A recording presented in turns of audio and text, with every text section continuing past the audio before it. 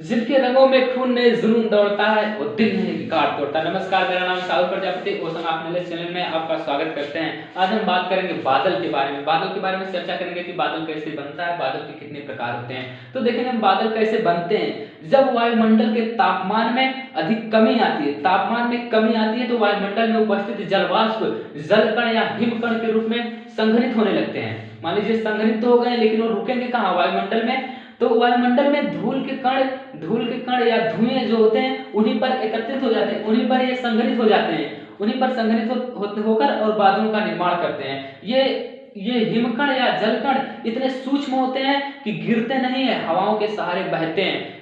इस प्रकार बादल का निर्माण होता है। अब बादल के प्रकार को देखेंगे, बादल कितने प्रकार के होते हैं। तो बादल को आकृति और ऊंचाई के आधार पर 4 प्रकार में बांटा गया है। जो पहला है जिसमें पच्छाभ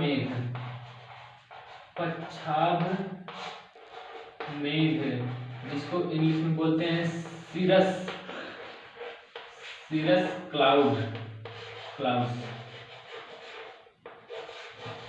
ये पच्छाभ मेघ, ये सबसे अधिक ऊंचाई पर, ये बादल आकाश में सबसे अधिक ऊंचाई पर होते हैं, जिसकी ऊंचाई 6000 से 10,500 मीटर तक होती है।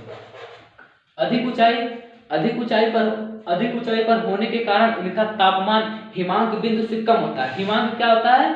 जिस किसी निश्चित तापमान पर जल का हिम के रूप में परिवर्तित हो जाना, यानी ठोस के रूप में परिवर्तित हो जाना हिमांक कहलाता है। तो अधिक ऊंचाई पर होने के कारण तापमान हिमांक बिंदु से नीचे होता है, अतः यहाँ ये बादल हिमराओं के रूप में पाए जाते हैं। इनसे वर्षा नहीं होती है, इन बादलों से पच्छाभ मेघ जो होते हैं इनसे वर्षा नहीं होती है। ये पंखों के समूह की तरह दिखाई देते हैं, ऐसे घुंघराले बालों की तरह, ऐसे कुछ इस तरह से आकृति इनकी होती है पच्छाभ मेघ की। और ऊंचाई लगभग 6000 मीटर से 10,500 मीटर तक होती है। अब इनका दूसरा प्रकार होता है उसे कहते हैं पुंज या कपासी मेघ। पुंज या कपासी मेघ, जिसे इंग्लिश में हम बोलते हैं क्यूमुलस क्लाउड्स। ये पुंज या कपासी मेघ उसके पीछे जो बता दें पच्छाभ मेघ, इसके ठीक नीचे होते हैं, ये समतल, नीचे इनका तल समतल होता है, ऊपर ऐसे फूल गोभी की तरह ऐसे बना होता है।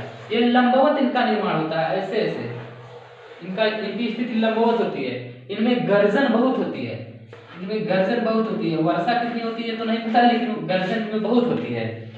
तो अब देखेंगे तीसरा इसका प्रकार में बादल का तीसरा है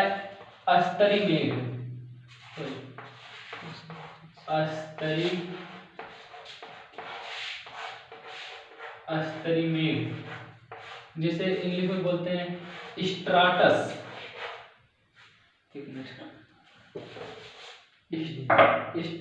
क्लाउड, जिसे इंग्लिश में बोलते हैं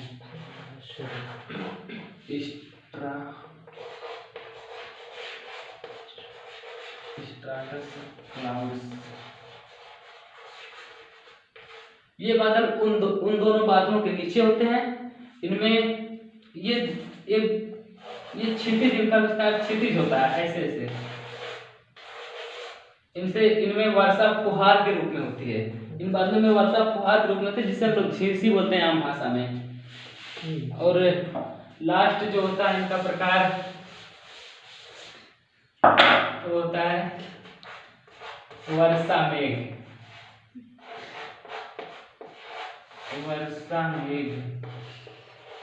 जिसे इंग्लिश में बोलते हैं निम्बस क्लाउड्स।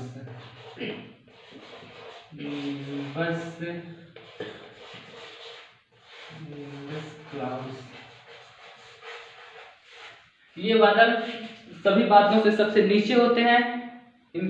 ये काले होते हैं, जो हम लोग कहते हैं करीबा बादल, ये सबसे काले होते हैं और सबसे नीचे होते हैं। सबसे अधिक वर्षा इन्हीं से होती है। ये